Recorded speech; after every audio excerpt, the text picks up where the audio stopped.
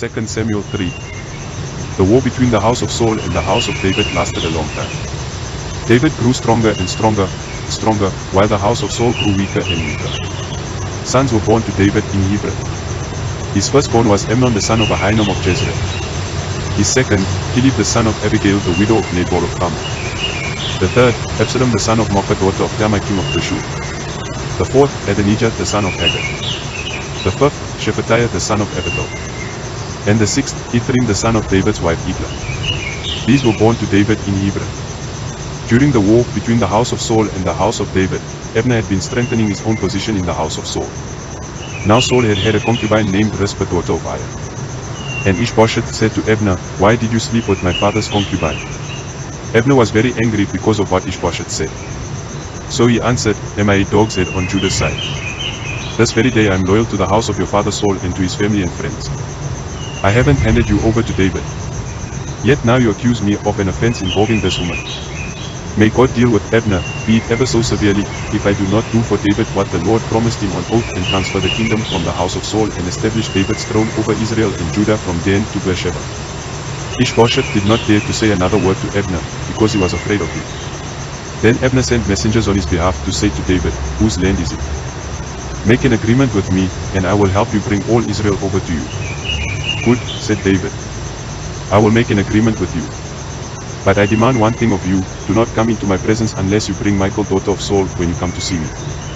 Then David sent messengers to Ishbosheth son of Saul, demanding, "Give me my wife Michal, whom I betrothed to myself for the price of 100 Philistine foreskins." So Ishbosheth gave orders and had her taken away from her husband Paltiel son of Laish. Her husband, however, went with her, weeping behind her all the way to Bahurim. Then Abner said to him, "Go back home." So he went back. Abner conferred with the elders of Israel and said, "For some time you have wanted to make David your king. Now do it. For the Lord promised David, 'By my servant David I will rescue my people Israel from the hand of the Philistines and from the hand of all their enemies.'" Abner also spoke to the Benjamites in person. Then he went to Hebron to tell David everything that Israel and the whole tribe of Benjamin wanted to do. When Abner, who had 20 men with him, came to David at Hebron, David prepared a feast for him and his men. Then Abner said to David, "Let me go at once and assemble all Israel for my lord the king, so that they may make a covenant with you, and that you may rule over all that your heart desires." So David sent Abner away, and he went in peace.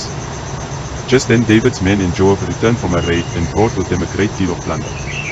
But Abner was no longer with David in Hebron, because David had sent him away, and he had gone in peace. When Joab and all the soldiers with him arrived, he was told that Abner son of Ner had come to the king and that the king had sent him away and that he had gone in peace. So Joab went to the king and said, "What have you done? Look, Abner came to you. Why did you let him go? Now he is gone. You know Abner son of Ner, he came to deceive you and observe your movements and find out everything you are doing." Joab then left David and sent messengers after Abner, and they brought him back from the cistern at Sirah. But David did not know it. Now when Abner returned to Hebron, Joab took him aside into an inner chamber, as if to speak with him privately. And there, to avenge the blood of his brother Asahel, Joab stabbed him in the stomach, and he died. Later, when David heard about this, he said, "I and my kingdom are forever innocent before the Lord concerning the blood of Abner son of Ner. May his blood fall on the head of Joab and on his whole family. May Joab's family never be without someone who has a running sore or leprosy, or who leans on a crutch, or who falls by the sword, or who lacks food." Joab and his brother Abishai murdered Abner because he had killed their brother Asahel in the battle at Gibeon. Then David said to Joab and all the people with him, "Tear your clothes and put on sackcloth and walk in mourning in front of Abner." King David himself walked behind the bier. They buried Abner in Hebron, and the king wept aloud at Abner's tomb. All the people wept also.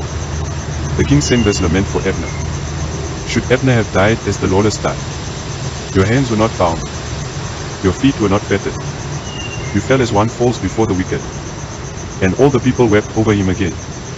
Then they all came and urged David to eat something while it was still day, but David took an oath, saying, "May God deal with me, be it ever so severely, if I taste bread or anything else before the sun sets." All the people took note and were pleased. Indeed, everything the king did pleased them. So on that day all the people there and all Israel knew that the king had no part in the murder of Abner son of Ner. Then the king said to his men, "Do you not realize that the commander and a great man has fallen in Israel this day? And today, though I am the anointed king, I am weak, and these sons of Zeruiah are too strong for me." May the Lord repay the evildoer according to his evil deeds,